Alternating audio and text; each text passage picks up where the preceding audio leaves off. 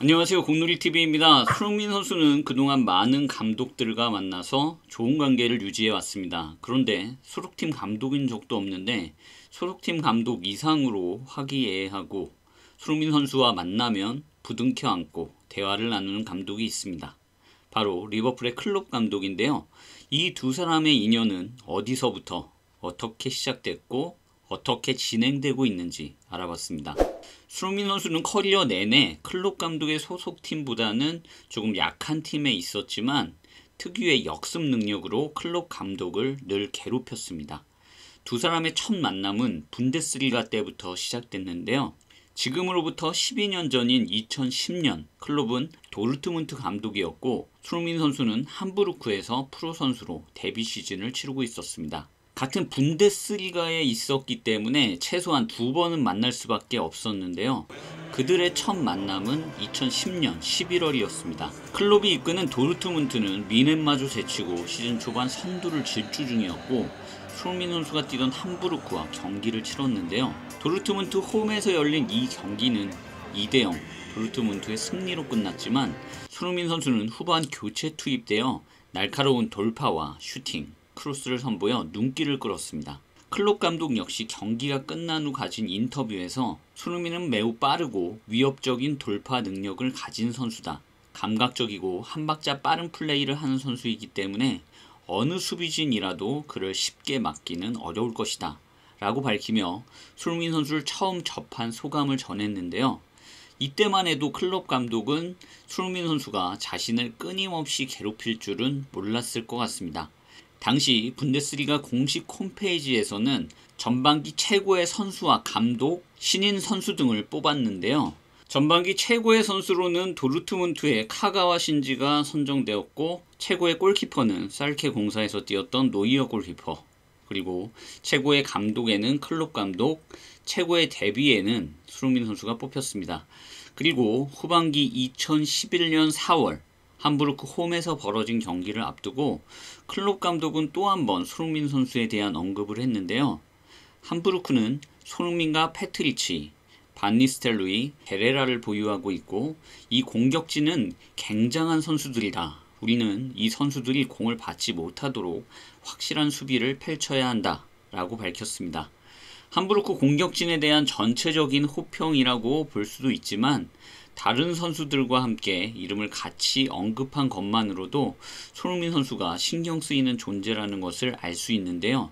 하지만 막상 손흥민 선수는 경기에 출전하지는 못했고 함부르크는 선두를 달리던 도르트문트와 1대1로 비겼습니다. 손흥민 선수는 분명 최고의 유망주였지만 첫 시즌에 8경기에만 선발로 나와서 3골을 기록할 정도로 꾸준한 출전 기회를 얻은 것은 아니었는데요. 두 번째 시즌을 준비하는 프리시즌 7경기에서 17골을 몰아넣으면서 좀 더 강력한 출발을 예고했습니다. 엄청난 폼으로 개막전을 준비하던 손흥민 선수, 거기에 개막전은 디펜딩 챔피언이자 클롭이 버티고 있던 도르트문트였는데요. 선발 출전을 기대했지만 손흥민 선수는 갑작스러운 감기 몸살로 인해 아예 명단에서 제외되었습니다. 경기는 3대1 도르트문트의 완승이었고 최고의 폼으로 시즌을 준비하던 손흥민 선수에게는 아주 아쉬운 결과였습니다. 그리고 후반기 첫 경기 역시 도르트문트전이었는데요. 주전 공격수 패트리치의 부상으로 선발 가능성이 높다는 보도가 계속 나왔지만 역시 선발 출전하지 못했고 팀은 1대5로 대패했습니다. 베테랑을 선호하는 핑크 감독은 큰 점수차가 났는데도 손흥민 선수에게 출전할 시간을 부여하지 않아서 아쉬움이 더 컸습니다. 손흥민과 클롭 감독은 두 시즌 총 4번의 맞대결이 가능했지만 손흥민 선수가 부상 여파 그리고 감독 성향 때문에 딱 한 번 교체 출전했을 뿐 활약할 기회가 별로 없었는데요. 손흥민 선수가 클롭의 킬러, 양봉업자라는 별명을 갖게 된 것은 세 번째 시즌부터 시작됩니다. 2012-2013 시즌 4라운드에서 클롭의 도르트문트는 손흥민 선수에게 멀티골을 허용하며 2대3으로 패하게 되는데요. 손흥민 선수는 경기 시작 2분 만에 반더바르트의 크로스를 다이빙 헤더로 처리해 선제골을 넣었습니다. 그리고 후반 14분 인터셉트에 이은 강력한 왼발 슛으로 추가골까지 넣으면서 도르트문트를 제압했습니다. 클롭 감독은 최근 부진했던 함부르크에게 경기 초반부터 실점을 허용했고 그들에게 자신감을 심어준 게 문제였다고 밝혔는데요. 사실상 손흥민 선수의 첫 골을 패배의 원인이라고 밝혔습니다. 시즌 성적 4전 4패로 강등권에 처져 있던 함부르크가 이 경기를 승리로 이끈 것은 상당한 이슈가 되었는데요. 도르트문트를 이끌고 2시즌 연속 분데스리가 우승을 차지한 클롭은 31경기 연속 무패 행진을 기록하고 있었고 함부르크가 세웠던 36경기 무패 기록을 넘보고 있었기 때문입니다. 분데스리가 3연속 우승을 노리며 거칠 것 없던 클롭을 막아세운 선수가 바로 유망주였던 손흥민 선수였다는 점이 참 대단한데요. 이 경기 이후 손흥민 선수를 관찰하는 빅클럽들이 늘어났고 리버풀, 토트넘, 아스날 등이 관심이 있다는 보도가 있었습니다. 도르트문트 역시 레반도프스키의 대체자로 손흥민을 고려한다는 얘기도 흘러나왔습니다. 그리고 그 후 맞이한 21라운드 도르트문트와의 원정 경기. 홈에서 3대2로 승리한 함부르크이지만 원정 경기는 훨씬 부담스럽고 상대팀은 당시 2위였던 도르트문트였기 때문에 쉽지 않은 경기가 예상되었습니다.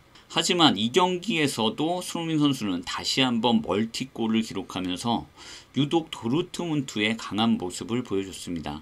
전반전 왼발 중거리 슛으로 2대1 역전골을 넣었고 후반 44분 4대1로 달아나는 쐐기골까지 넣으면서 4대1 대승을 이끌었는데요. 시즌 9골 중에서 4골을 도르트문트전에서 기록하며 강팀의 강한 면모를 이때부터 보여주기 시작했습니다. 도르트문트전 맹활약을 바탕으로 이적설은 더 늘어났는데요.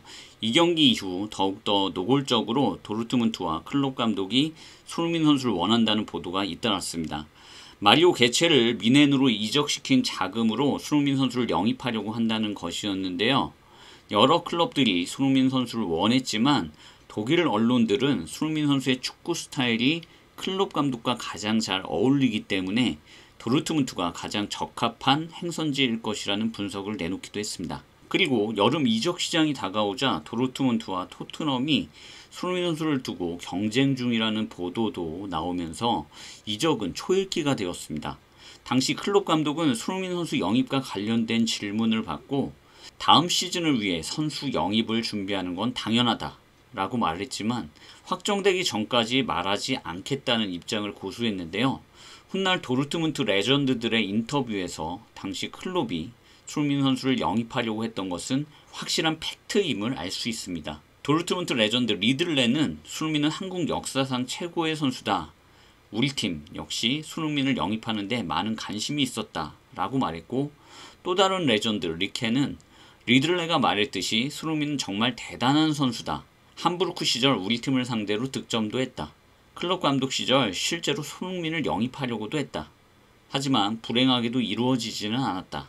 라고 인터뷰하며 손흥민 선수 영입설이 단순히 설이 아니었음을 확인해줬습니다. 만약 이때 손흥민 선수가 도르트문트를 선택했다면 어떻게 됐을까요? 손흥민 선수는 함부르크 시절 토트넘, 도르트문트의 강력한 러브콜을 받았지만 2013년 6월 결국 두 팀이 아닌 레버쿠젠과 계약을 발표하게 됩니다. 막판까지 도르트문트와 레버쿠젠 중에 어느 팀으로 갈지 고민한 것으로 알려졌는데요. 레버쿠젠 입단 이후 손흥민 선수가 한 인터뷰에서 구단이 자신을 영입하기 위한 노력에 감동했다라고 말한 것을 보면 레버쿠젠이 도르트문트보다 조금 더 적극적이지 않았을까 생각합니다. 또 안드레 시올레가 레버쿠젠에서 첼시로 이적했기 때문에 도르트문트보다는 출전 기회가 더 많을 것이라고 판단했을 것 같습니다. 만약 이때 레버쿠젠이 아닌 도르트문트를 선택했다면 어땠을까요? 클롭과 사제지간으로 만났을 거고 클롭이 선수 보는 눈이 있다면 리버풀로 데려와서 지금쯤 트로피를 여러 개 들 수 있지 않았을까 생각되는데요. 결국 손흥민 선수의 선택은 레버쿠젠이었고 따라서 도르트문트의 클롭 감독과의 맞대결은 더 이어지게 됐습니다. 레버쿠젠 이적 후 2013-14 시즌 처음으로 도르트문트 원정을 떠나게 된 손흥민 선수. 14라운드까지 레버쿠젠은 2위, 도르트문트는 3위를 기록하고 있었지만 양팀의 승점 차는 단 3점 차였는데요. 클롭은 레버쿠젠과의 경기에서 6승 3무 1패로 강한 면모를 보이고 있었고, 수루민 선수는 약팀인 함부르크에서도 선발 출전 2경기에서 4골을 넣은 도르트문트 킬러였습니다.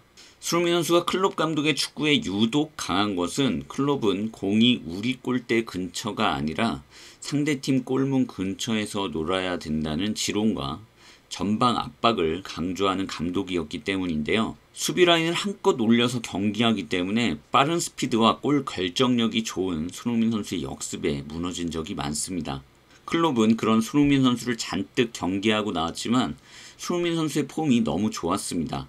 함부르크와의 경기에서 해트트릭, 니르베르크전 멀티골로 맨 오브 더 매치 연속해서 선정된 뒤 도르트문트와 만났던 손흥민 선수인데요. 경기 내내 도르트문트의 뒷공간을 공략했고 결국 골키퍼까지 제치면서 결승골을 넣으며 팀의 1대0 승리를 주도했습니다. 이 경기 결과로 손흥민 선수는 선발로 출전한 클롭과의 맞대결 3경기에서 모두 결승골을 넣었고 총 5골을 성공시킨 선수가 됐습니다. 경기가 끝난 후 손흥민 선수와 클롭의 만남이 화제가 되기도 했는데요.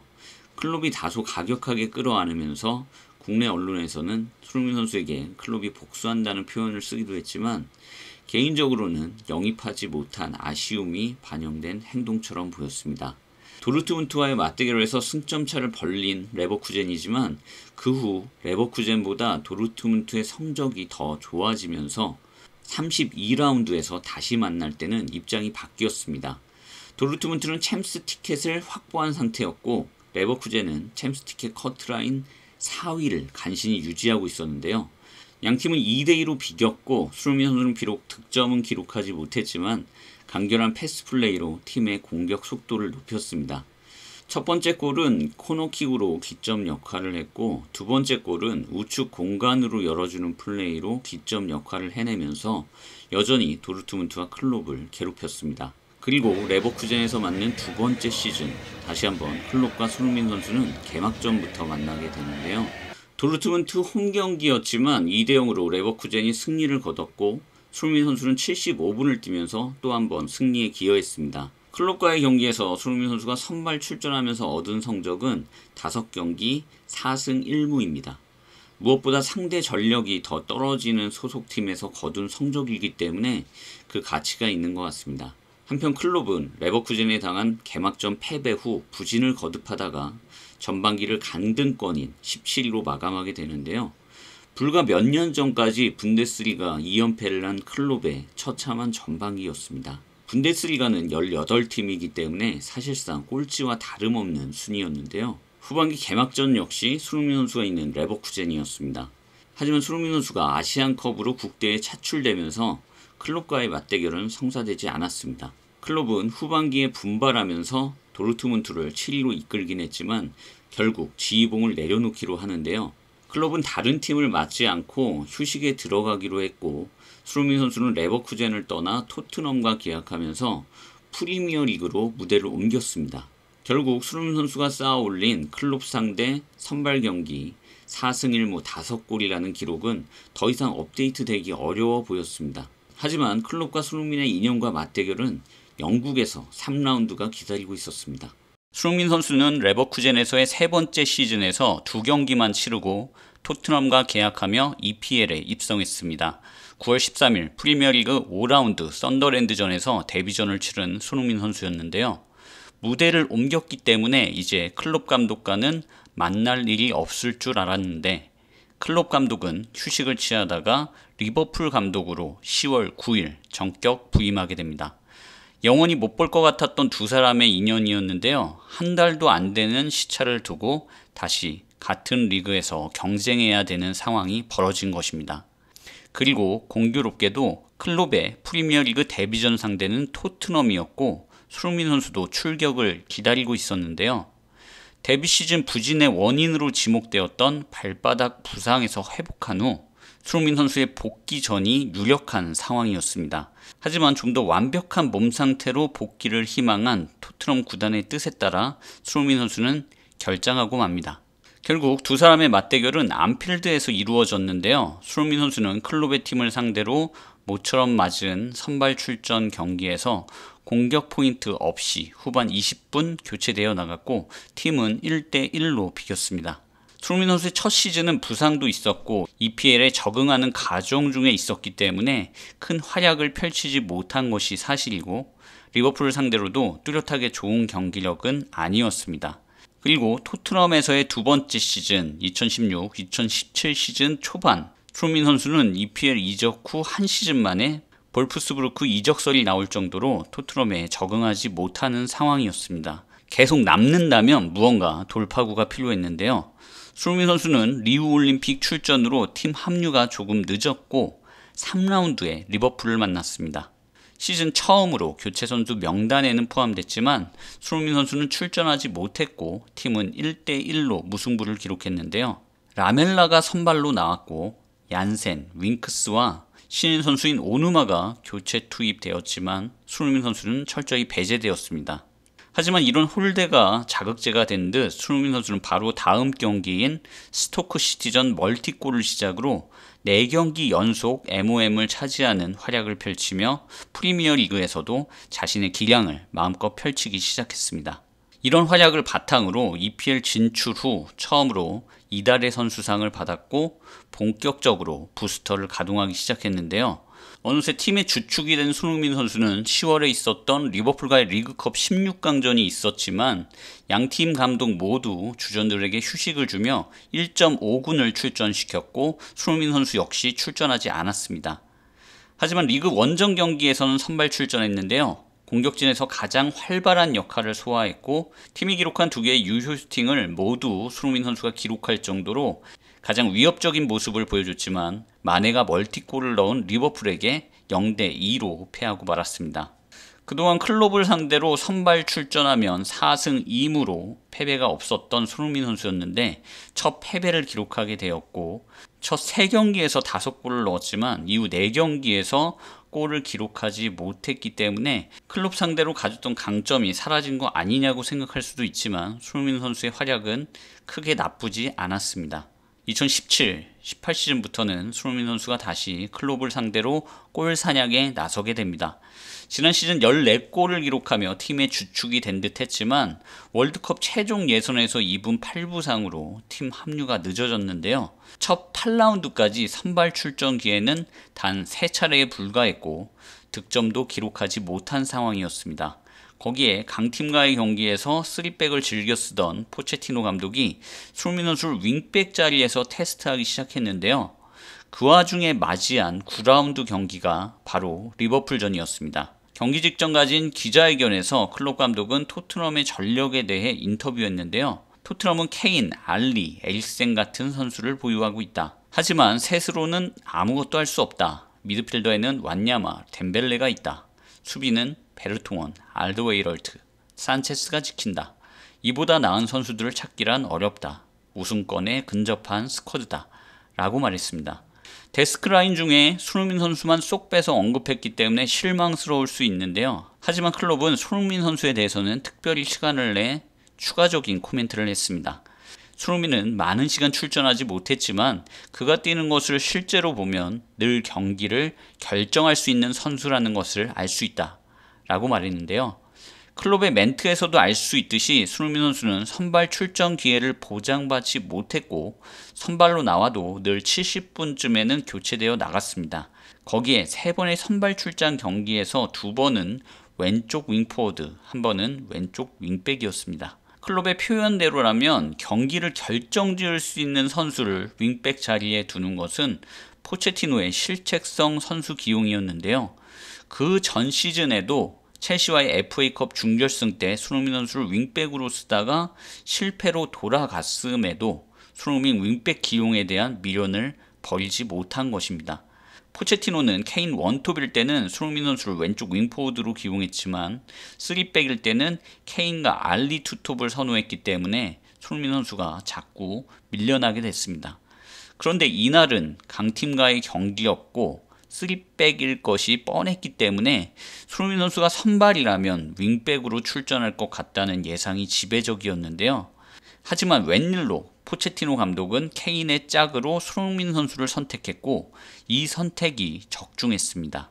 이날 경기에서는 케인은 멀티골, 손흥민과 알리가 한 골씩 기록하며 4대1 대승을 거뒀습니다. 손흥민 선수의 골 장면을 보면 제임스 밀러가 더 앞서 있었는데도 손흥민 선수의 스피드를 전혀 따라잡지 못하는 모습을 보여줬고, 라인을 올리는 리버풀 수비진을 상대로 뒷공간 침투를 계속하며 리버풀 골문을 계속 위협했습니다.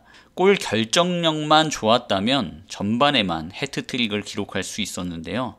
지금 같으면 쉽게 넣었을 찬스에서 넣지 못한 것을 보면 선수들에게 주전이 주는 안정감이 얼마나 중요한지 알 수 있습니다. 이렇게 좋은 활약을 했음에도 손흥민 선수는 이 경기 역시 후반 25분쯤 또 교체로 나갔는데요. 경기 후 클롭은 손흥민 선수에게 실점 당한 상황에 대해 인터뷰했습니다. 그런 역습 상황이 일어나지 않도록 해야 하고 크로스가 제대로 갈 수 없게 방해해야 한다. 손흥민은 이미 좋은 위치에서 세도하고 있었고 너무 빠르기 때문에 매우 쉽게 골을 넣을 수 있다 라고 언급하며 손흥민 선수의 스피드와 결정력을 인정하는 모습이었습니다. 그리고 뒤이은 인터뷰에서 리버풀 수비진에 대한 반성이 이어졌는데요. 때때로는 명백한 실수를 통해 가장 쉽게 문제점을 고칠 수 있다 라는 말로 수비진 개편을 시사했고, 잦은 실수를 범해 이날 경기에서도 전반 30분에 질책성 교체를 당한 로브렌을 대체할 센터백을 하루빨리 수혈하려고 했습니다. 이 대패 후 2개월 후 겨울 이적 시장에서 데려온 선수가 바로 리버풀의 핵심 수비수가 된 반다이크였고, 클롭의 리버풀은 토트넘전 대패의 충격 이후 16경기에서 11승 5무를 기록하며 49골 득점, 12개의 실점만을 기록하며 반전 드라마를 완성시켰습니다. 그 후에 리버풀은 리중딱, 리비가라는 오명 등을 딛고 점점 더 강팀의 모습을 갖춰가기 시작했습니다.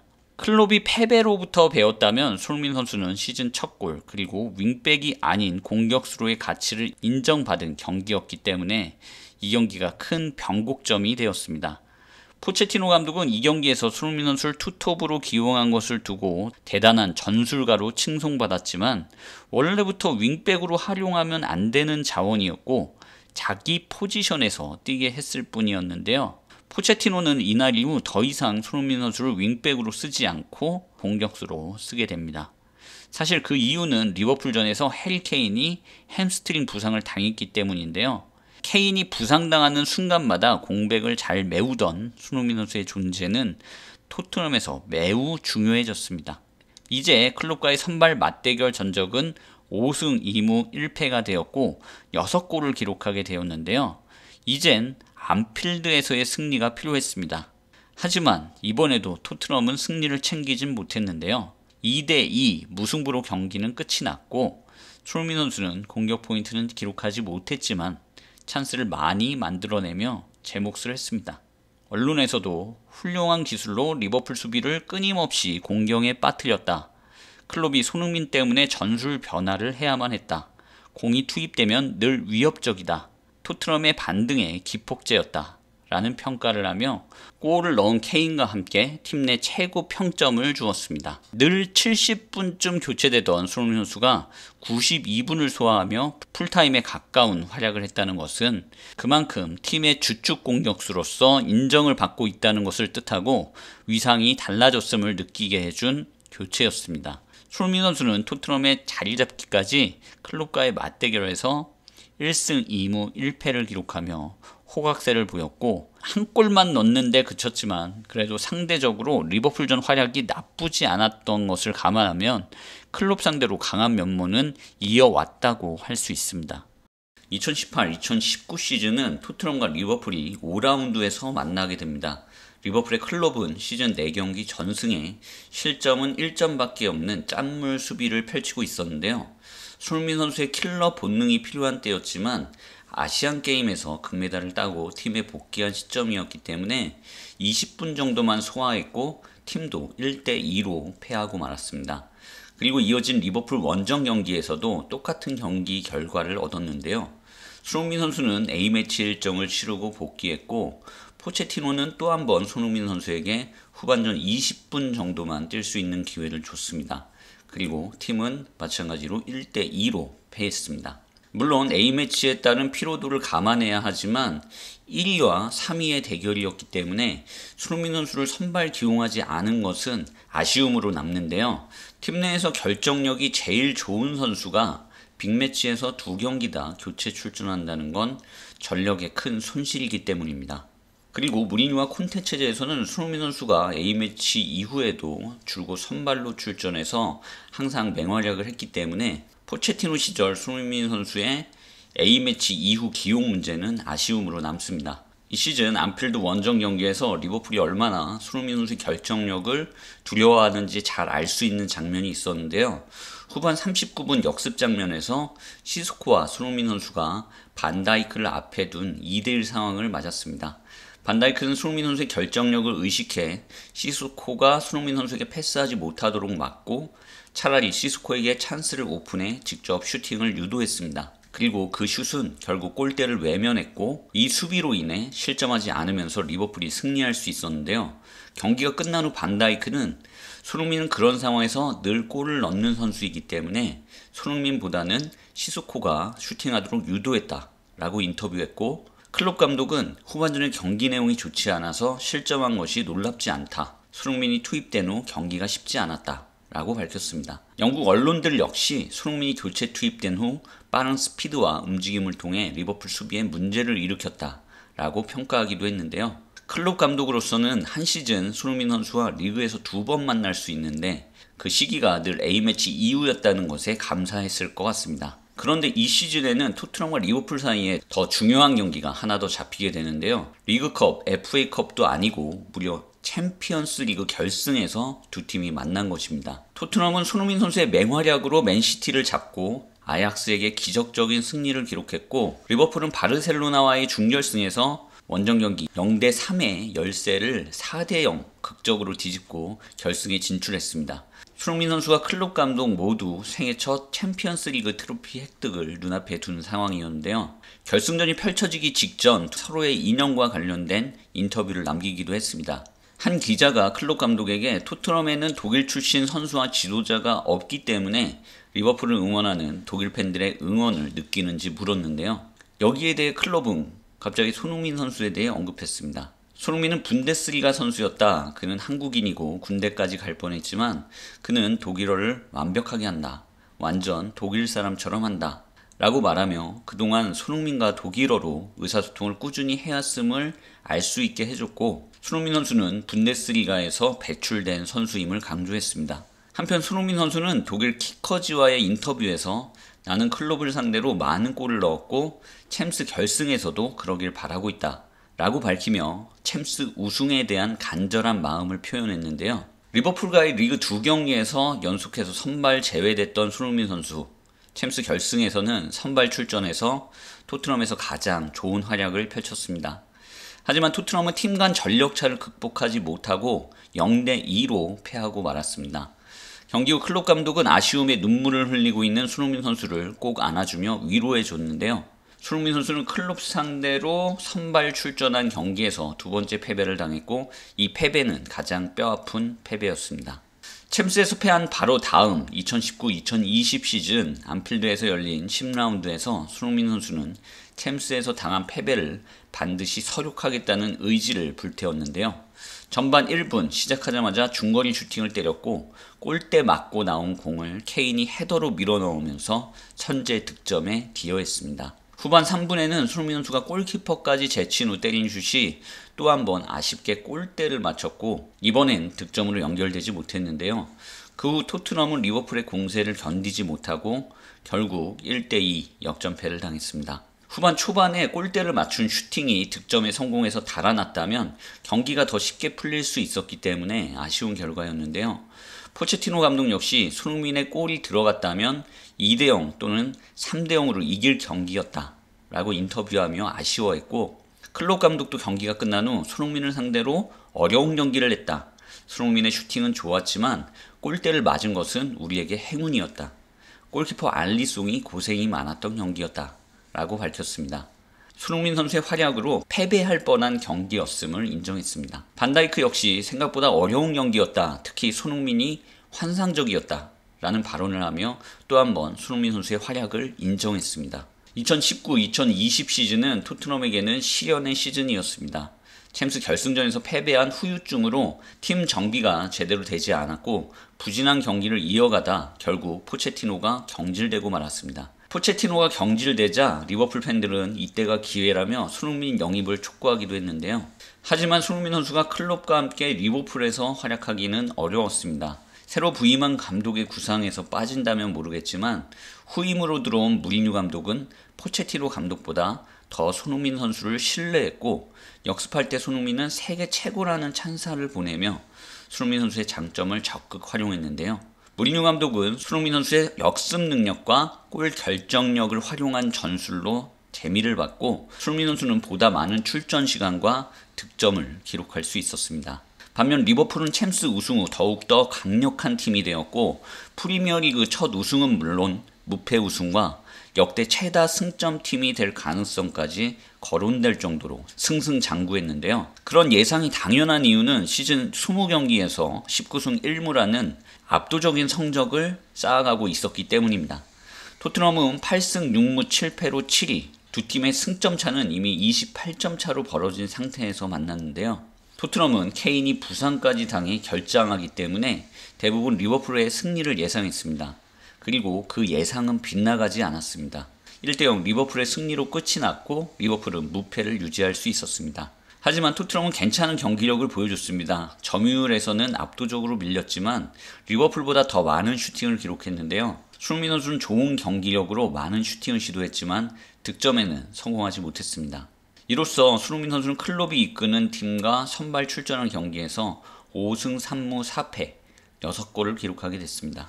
리버풀이 유럽 최강팀이 되면서 손흥민 선수가 아무리 뛰어난 활약을 해도 승리까지 가져가기는 무리였습니다.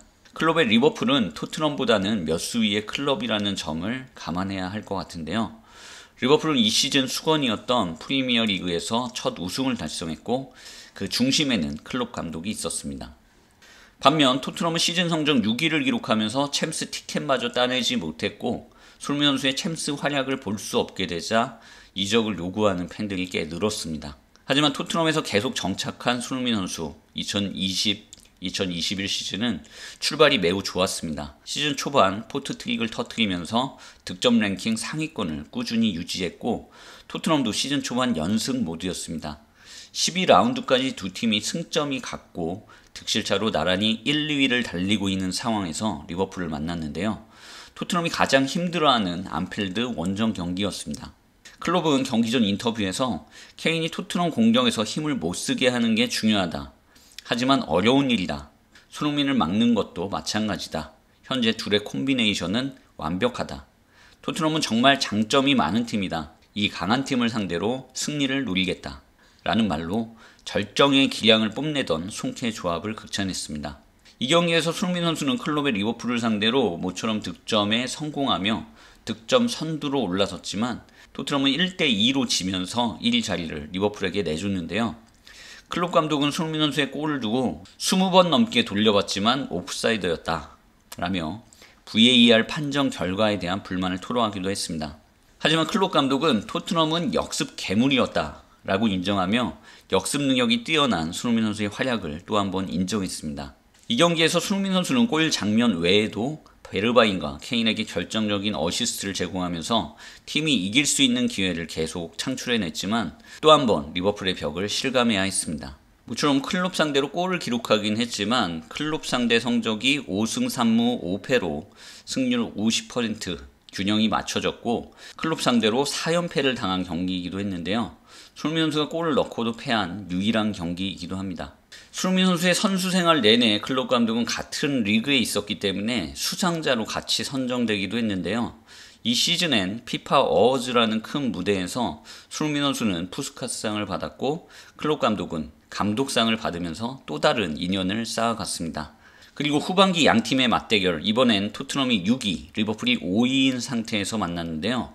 여기서 지면 챔스 티켓에서 멀어질 수 있다는 불안감이 조성될 수 있는 상황이었습니다. 리버풀은 수비수들의 줄 부상으로 직전 5경기에서 3무 2패를 기록하며 최악의 팀 상황이었고 토트넘은 5승 1무의 상승세였기 때문에 해볼 만하다는 평가가 많이 형성되었습니다. 하지만 전반 3분 손흥민 선수의 골이 VAR을 통해 취소되는 아쉬운 장면이 있었고 그 후 센터백이 붕괴된 리버풀보다 토트넘은 더 불안한 수비력을 노출시키며 또다시 1대3으로 리버풀에게 덜미를 잡히고 말았습니다. 이제 손흥민 선수의 클럽 상대 선발 경기 승률은 5할에도 미치지 못하게 됩니다. 시즌 성적의 경우는 리버풀은 결국 3위로 마쳤고 토트넘은 7위로 시즌을 끝내게 됐는데요. 토트넘은 2년 연속 챔피언스 리그 진출에 실패했고 주축 선수인 케인이 맨시티로 이적한다는 소문이 파다해졌습니다. 손흥민 선수도 예외는 아니었는데요. 새 시즌이 시작될 때마다 리버풀과 클롭 감독이 손흥민 선수를 원한다는 보도가 끊임없이 나왔었고 이 시즌도 마찬가지였습니다. 빠른 템포의 공격 축구를 하는 클롭의 철학과 손흥민 선수의 궁합이 잘 맞을 거라는 이유에서였는데요. 하지만 손흥민 선수는 늘 토트넘 구단에 충성심을 보이며 팀을 떠나지 않았습니다.